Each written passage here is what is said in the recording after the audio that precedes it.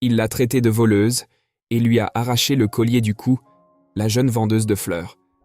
Cependant, en regardant dans ses yeux, il a fini par découvrir un secret qui aurait dû rester enterré depuis longtemps. L'histoire suivante a été inspirée de faits réels, mais les noms des personnages et des lieux ont été modifiés pour préserver l'identité de leurs auteurs. Si vous appréciez ce type de contenu, abonnez-vous à notre chaîne. Merci. Léo conduisait son véhicule à travers les rues urbaines, profitant des rayons du soleil qui baignaient chaque coin et de la brise légère caressant la peau des passants. Cependant, malgré ce tableau idyllique, pour lui, l'existence avait perdu son éclat depuis le douloureux départ de sa fiancée il y a 20 ans. La lumière qui illuminait autrefois sa vie cédait maintenant la place à une ombre persistante, transformant le monde vibrant en un royaume sombre. Son visage, autrefois expressif et captivant, reflétait maintenant un amalgame d'émotions contenues et amères. Les yeux, autrefois pleins d'espoir, étaient maintenant des fenêtres ouvertes sur la profonde tristesse qui résidait dans son âme. L'expression autrefois éclairée par l'amour était maintenant marquée par des rides de désillusion et de désenchantement. Au volant, Léo accélérait en direction de la partie la plus agitée de la ville, où les gratte-ciels majestueux se dressaient au milieu du paysage urbain. Parmi ces structures imposantes se démarquait l'immeuble commercial abritant son entreprise. Sa fortune, amassée dans le secteur immobilier impitoyable, avait élevé Léo au statut de l'un des entrepreneurs les plus éminents et respectés du pays. Même face au succès professionnel, les cicatrices émotionnelles continuaient à façonner son parcours. Les transactions financières et les affaires prospères ne pouvaient combler le vide laissé par cette perte irréparable. La ville animée, avec ses gratte-ciels imposants, était devenue un simple décor pour son existence solitaire et mélancolique. En pénétrant dans les couloirs de son entreprise, Léo était accueilli par l'agitation des affaires, une réalité qui contrastait avec la quiétude de sa vie personnelle.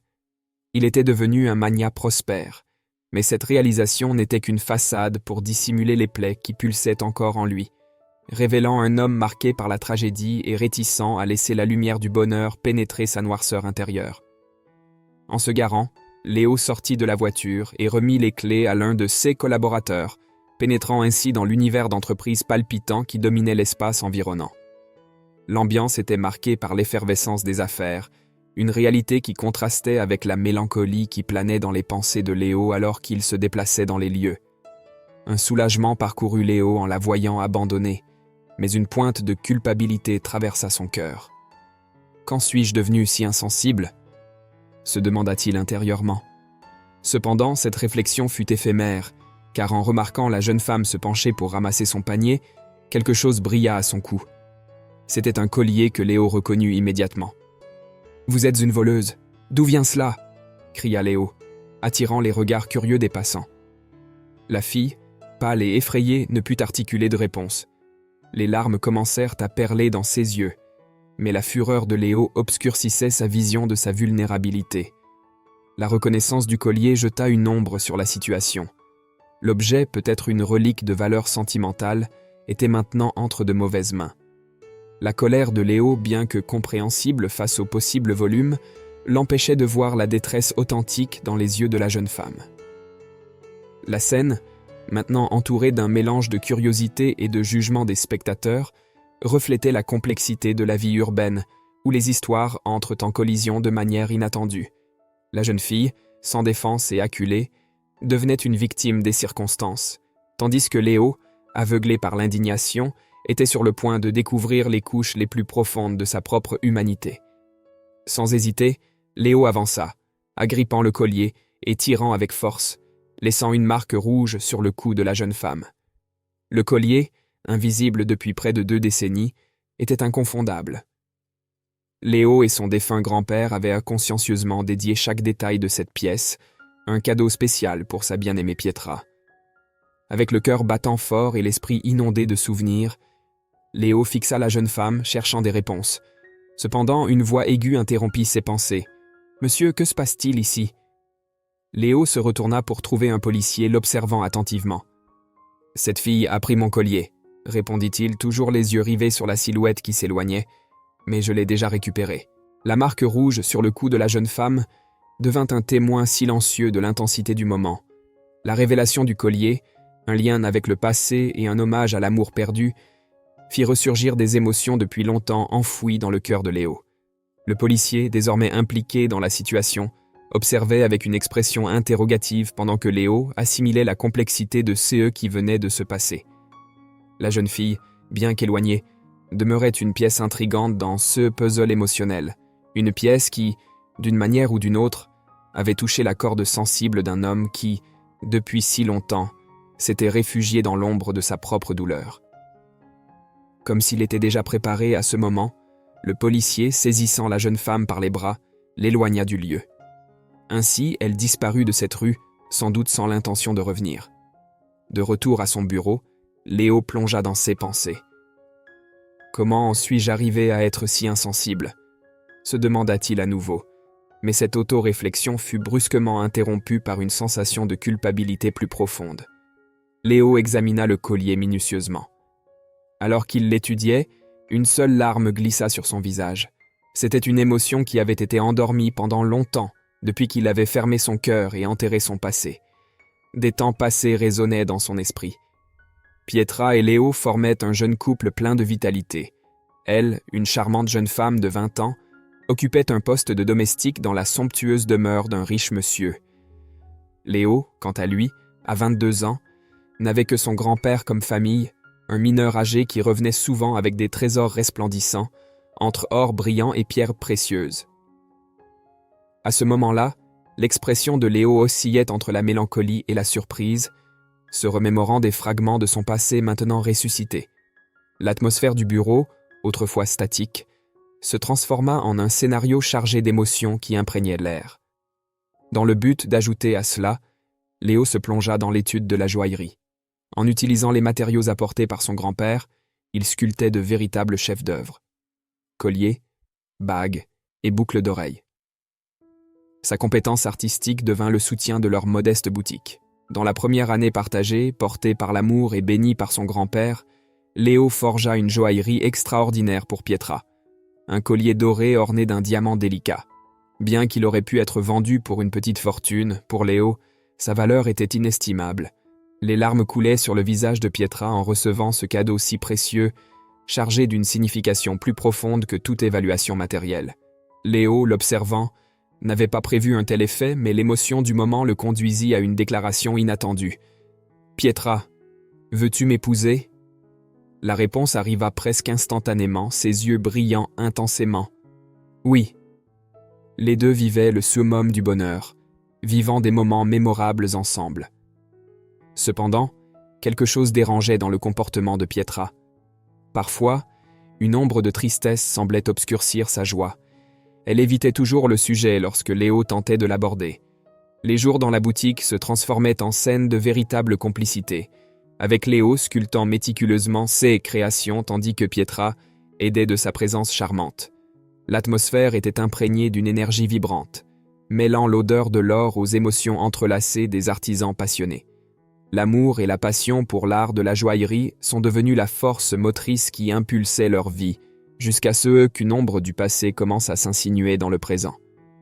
Léo, inquiet, remarqua les changements subtils sur le visage de Pietra, essayant de déchiffrer les mystères qui obscurcissaient maintenant l'éclat de ses yeux autrefois radieux.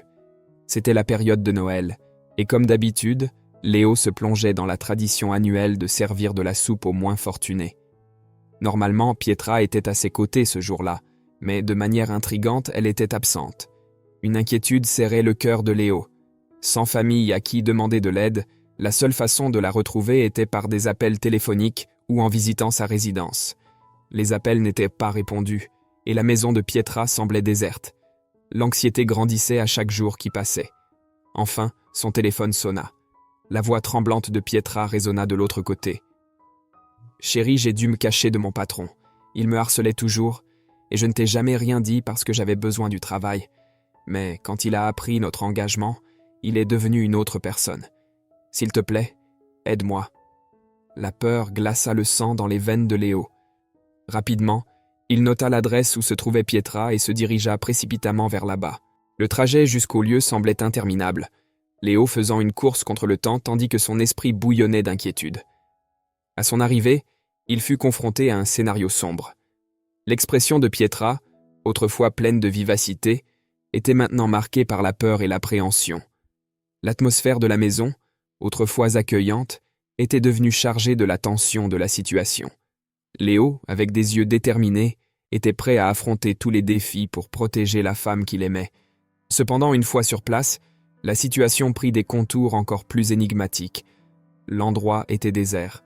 L'angoisse et l'incertitude devinrent les compagnons constants de Léo, alors qu'il cherchait désespérément la femme qu'il aimait. Un après-midi ensoleillé, la porte de Léo fut brusquement frappée. De l'autre côté, 2 policiers au visage sérieux apportaient une nouvelle dévastatrice.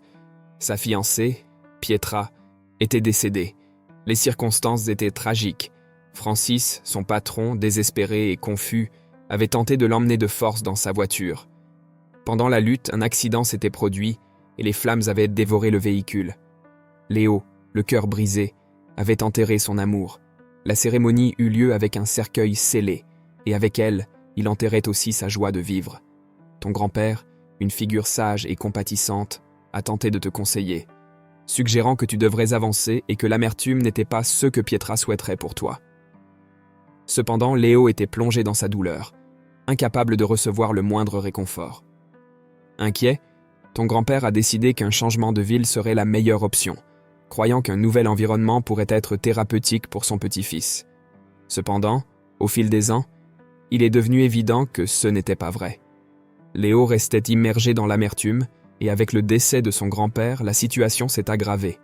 À la recherche d'une transformation radicale, il a vendu la bijouterie familiale et a investi dans des propriétés. Des décennies ont passé. Bien que son compte en banque ait grossi, le cœur de Léo est resté froid.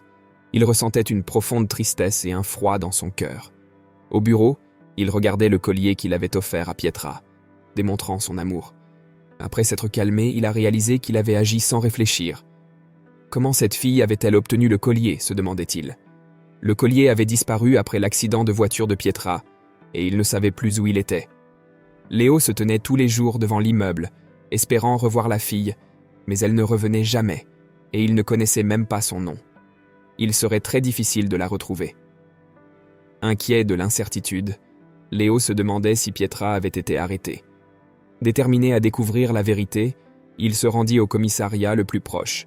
Là, il eut la chance de trouver le même policier qui avait été témoin de l'incident. « Que s'est-il passé avec cette jeune fille ?» demanda Léo, portant une expression d'inquiétude. « Ah, tu fais référence à la fleuriste. Je ne l'ai pas arrêtée, je l'ai juste éloignée de la zone, en lui faisant remarquer qu'elle causait plus de problèmes. La prochaine fois, nous serons plus stricts, » répondit le policier avec une certaine indifférence. Incommodé par la réponse et par lui-même, Léo réalisa qu'il avait compliqué la recherche. Cependant, il n'était pas prêt à abandonner. Le temps passa, et 1 mois plus tard, une lueur d'espoir apparut. Dans son bureau, il remarqua un vase de fleurs sur le bureau de sa secrétaire. Des fleurs qui rappelèrent celles que la jeune fille avait l'habitude de vendre. « Où as-tu eu ces fleurs ?» demanda Léo, manifestant de la curiosité. « Une jeune fille les vendait ici à proximité, mais elle a déménagé dans un autre quartier. Aujourd'hui, j'ai pensé qu'elles apporteraient une touche spéciale à l'endroit et j'ai décidé de les apporter, » expliqua la secrétaire, remarquant l'intérêt de Léo. Elle continua, toujours avec une certaine méfiance. « Fleurs de votre part, mais si vous voulez, je peux vous donner l'adresse du nouvel endroit où elle vend. » Léo se rendit rapidement au lieu indiqué. Là, il rencontra la jeune fille, affichant le même sourire contagieux qui cependant disparut dès qu'elle l'aperçut. « Attends un moment, » dit-il en s'approchant avec précaution. « Je suis désolé pour l'épisode précédent, mais je dois savoir d'où vient ce collier que tu portes là. » La fille tenait son panier de fleurs, visiblement impatiente de s'éloigner, mais Léo parla avec précipitation. « Je paie n'importe quelle somme pour ces fleurs, dis-moi juste s'il te plaît. » Elle hésita un moment, mais l'argent était nécessaire. « D'accord, » commença Sarah, « mais il y a une condition.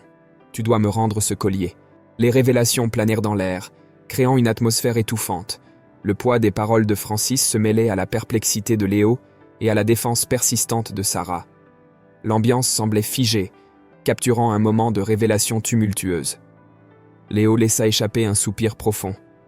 Il découvrit que, Bien que Francis ait tenté de conquérir le cœur de Pietra, elle ne lui avait jamais prêté attention.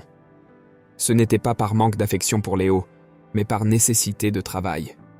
Quand il apprit que Pietra et Léo étaient sur le point de se marier, la jalousie de Francis explosa. Avec son influence et son argent, il ourdit un plan machiavélique. Il enferma Pietra dans sa somptueuse demeure et soudoya 2 policiers pour raconter à Léo un mensonge sur un prétendu accident, avec elle supposément détenue. À l'intérieur de l'immense demeure de Francis, les jours de Pietra s'étiraient, se transformant en mois.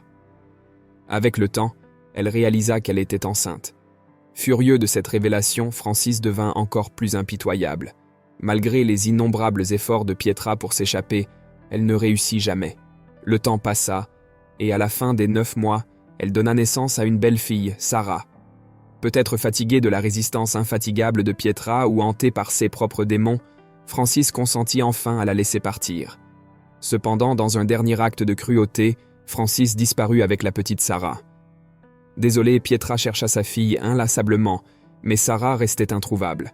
Les tentatives de retrouver Léo furent également infructueuses, car il ne résidait plus au même endroit.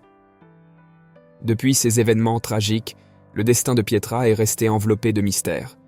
Francis a toujours traité Sarah comme sa fille légitime, tissant au fil des ans une toile de mensonges qui la séparait de la véritable histoire. Avec le temps, Francis se trouva aux prises avec des problèmes de santé, et pour compliquer encore les choses, la fortune qu'il possédait autrefois disparut. La seule relique précieuse restante était un collier qu'il avait pris à Pietra quand il s'enfuit avec la petite Sarah. Depuis lors, tous deux ont affronté les hauts et les bas de la vie, croyant être père et fille. Cependant, tout secret a une manière particulière de refaire surface. Au milieu d'une discussion animée, Sarah fut confrontée au passé sombre de Francis. Des larmes coulèrent sur son visage alors qu'elle tentait d'assimiler les révélations. Léo, observant la scène, portait le poids du remords. Son regard se posa sur Sarah, une jeune fille qui, en réalité, était le fruit de l'amour entre lui et Pietra. En regardant de plus près, il remarqua les marques sur le cou de Sarah, vestiges du collier qu'il lui avait arraché, et une tache rouge sur son bras, résultat d'un tirage brutal. « Je suis devenu un monstre », se lamenta Léo, désormais un homme de 40 ans avec des larmes aux yeux. « J'ai fait cela à ma propre fille. » Des sanglots convulsifs le dominaient, empêchant ses paroles de s'exprimer fluidement. Cependant, Sarah, encore confuse, pouvait sentir la sincérité de son repentir. Elle essuya ses larmes et demanda « Papa, où est maman ?» Francis, avec un regard perdu, indiqua « C'est là que je l'ai vue pour la dernière fois, il y a une bonne dizaine d'années. » Sarah, avec une expression marquante, demanda « Monsieur Léo, pouvez-vous me donner un lift jusqu'à ma mère ?» Léo, essuyant une larme qui persistait à tomber, acquiesça « Bien sûr, aucun problème. » Le voyage se déroula en silence, le vrombissement du moteur dominant l'atmosphère. C'est à ce moment que Sarah, d'une voix déterminée, déclara « Je sais que tu es mon père, mais ne compte pas sur moi pour t'appeler ainsi. » Il prit une profonde inspiration, la tristesse évidente dans son regard. « Compris, Sarah. J'ai été faible, j'ai commis d'horribles erreurs et je t'ai causé de la douleur. J'espère sincèrement qu'un jour tu pourras me donner une chance. » Arrivée devant une élégante demeure, Sarah exprima « Je descends ici. » Tout d'abord, elle s'approcha de la maison et frappa à la porte. Une femme inconnue répondit, et Sarah, essayant de dissimuler son anxiété, demanda « Connaissez-vous Pietra ?» La femme répondit avec douceur « C'est moi, Pietra. Quel est le problème ?» Sarah, enveloppée d'un mélange d'émotions, des larmes aux yeux et un sourire tremblant, révéla « Je suis Sarah, votre fille. » Le visage de Pietra oscilla entre la surprise et la joie. Les deux femmes s'embrassèrent dans une étreinte profonde et pleine de sentiments, comme si tous les ressentiments et la nostalgie des années passées se résolvaient en cet instant. « Ma fille, » murmura Pietra, « c'est difficile à croire. » Pendant que Léo attendait anxieusement dans la voiture, Pietra et Sarah plongèrent dans une conversation qui dura une demi-heure. Soudain, Pietra s'approcha de la voiture et tapota doucement la fenêtre. Le regard de Léo s'illumina en la voyant. « Mon amour !» s'exclama-t-il. « Chérie !» murmura Pietra, les larmes aux yeux, tandis qu'ils se blottissaient dans une étreinte serrée, comme si le temps n'avait jamais séparé les deux. « Mon Dieu, s'émerveilla-t-elle. Comment tu es devenu un homme si séduisant? Le temps n'a pas été aussi clément avec moi. J'ai vieilli. Léo l'interrompit. Cher, tu restes la femme la plus belle de ce monde. Ils échangèrent un baiser profond, chargé d'un amour qui défia les adversités du temps. En se séparant, ils s'assirent pour une conversation qui couvrit tous les événements de leur vie. Pendant les années de séparation, Pietra partagea les difficultés qu'elle avait rencontrées, et Léo raconta ses expériences et aventures. Cependant, tous deux avaient un sujet commun, Francis et la souffrance qu'il avait causée. « Il est temps d'aller au commissariat, il doit affronter les conséquences », déclara Pietra avec détermination. Léo acquiesça, mais Sarah intervint avec un regard suppliant. « Je comprends la colère que vous ressentez, je connais toutes les choses qu'il a faites, mais il m'a élevé, a été comme un père pour moi, toujours affectueux et attentionné. Maintenant, il est vieux et malade, je vous demande de reconsidérer, s'il vous plaît. » Un silence lourd pesa sur le moment. Les 12 mois qui ont suivi cette conversation semblaient interminables. Pietra et Léo, unis par un parcours partagé, ont décidé de officialiser leur engagement à travers le mariage, marquant un point crucial dans leur vie. Pietra, autrefois accablée par les tristesses passées, rayonnait désormais de joie et de sérénité, tel un jardin fleuri après la pluie. La métamorphose ne se limitait pas à elle. Francis, résolu à réparer les erreurs du passé, s'est racheté en demandant pardon à ceux qui l'avaient blessé, adoptant une attitude plus empathique et compréhensive. Cette transformation était si marquante que même les gains de l'entreprise ont connu une augmentation notable, comme si le changement interne se reflétait dans les résultats externes. Pendant ce temps, Sarah, la jeune vendeuse de fleurs, a opté pour un nouveau chemin. Bien qu'elle ne se consacre plus à la vente de fleurs, sa passion pour ces beautés naturelles demeurait inchangée dans son cœur. En s'inscrivant à l'université, elle consacrait ses week-ends à prendre soin avec dévouement du jardin de ses parents. Cependant, une activité supplémentaire remplissait ses samedis et dimanches, ses visites fréquentes dans une maison de retraite, où résidait désormais Francis, un homme marqué par ses choix passés. L'ambiance à la maison de retraite est devenue le reflet de la solidarité et de la compassion. Sarah, avec son sourire chaleureux et son attention affectueuse, apportait une nouvelle lumière au jour de Francis et des autres résidents. Leurs interactions débordaient d'empathie, dissipant tout vestige d'isolement. Le lien qui s'est formé entre Sarah et Francis illustrait vivement la capacité transformative du pardon et de la rédemption, semblable à la métamorphose des fleurs qui, malgré les saisons, conservent leur beauté et leur vitalité. Le transfert de Francis à la maison de retraite n'était pas le fruit du hasard. Léo, animé par un geste généreux, a financé le séjour digne de Francis à la demande de Sarah. Lors de ces visites, Sarah devenait un rayon de lumière dans la vie de Francis. Malgré cette compagnie chaleureuse, il luttait toujours contre les fantômes du passé, hanté souvent par des cauchemars. La dynamique entre Sarah et Léo était marquée par des choix réfléchis. D'un commun accord, ils ont décidé qu'il serait plus bénéfique pour tous de maintenir une certaine distance par rapport à Francis, confiant les visites exclusivement à Sarah. Ils comprenaient tous deux que l'amour et l'empathie qu'ils partagèrent maintenant surpassaient tout désir de vengeance ou de représailles. Cette résolution montrait que, souvent, la force des relations est capable de transcender les instincts les plus sombres, tel un phare orientant au milieu de l'obscurité.